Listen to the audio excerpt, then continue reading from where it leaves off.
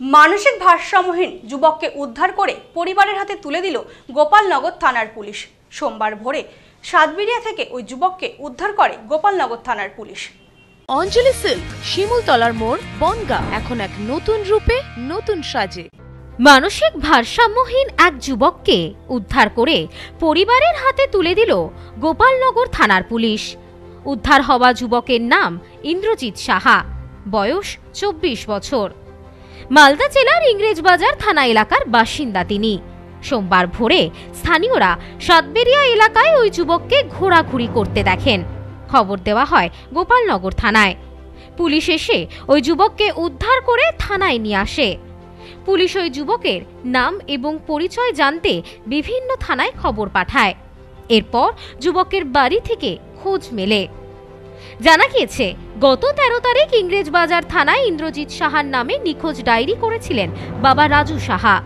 খবর পেয়ে ইন্দ্রজিতের পরিবার গোপালনগর থানায় এসে পৌঁছায়। সমস্ত নথি যাচাইয়ের পর তাকে তার বাবা মায়ের হাতে তুলে দেয় পুলিশ। ছেলেকে ফিরে পেয়ে স্বস্তি পরিবারের।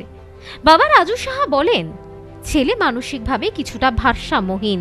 কয়েকদিন আগে বাড়ি থেকে নিখোঁজ হয়ে যায়। অনেক খোঁজাখুঁজি করেও ছেলেকে পাইনি। এরপর পুলিশের দ্বারস্থ হই।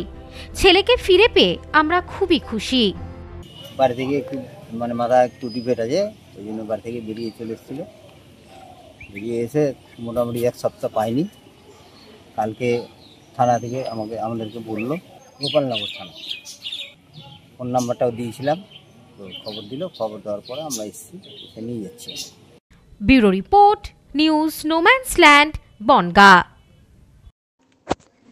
পশ্চিমবঙ্গের উত্তর 24 পরগনা জেলার বনগাঁ এলাকায় Sudhir Karmakar college of education এক স্বনামধন্য এবং অতি উল্লেখযোগ্য শিক্ষণ মহাবিদ্যালয়। বর্তমান এই শিক্ষক মহাবিদ্যালয়ে নতুন শিক্ষাবর্ষে বিএড অ্যাডমিশান চলছে।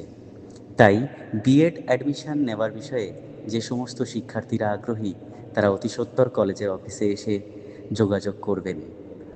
আমাদের কলেজের ঠিকানা গোপালনগর, চরচালকি, বনগাঁ, উত্তর 24 পরগনা। পিন নম্বর 743235।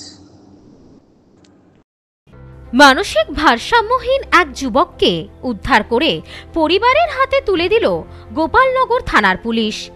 উদ্ধার হওয়া যুবকের নাম ইন্দ্রজিৎ সাহা, বয়স 24 বছর। মালদা জেলার ইংরেজবাজার থানা এলাকার বাসিন্দা তিনি। সোমবার ভোরে স্থানীয়রা সাতবেরিয়া এলাকায় ওই যুবককে ঘোরাঘুরি করতে দেখেন। খবর দেওয়া হয় গোপালনগর থানায়। পুলিশ এসে ওই যুবককে উদ্ধার করে থানায় নিয়ে আসে।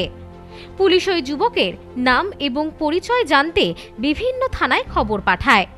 এরপর যুবকের বাড়ি থেকে খোঁজ মেলে।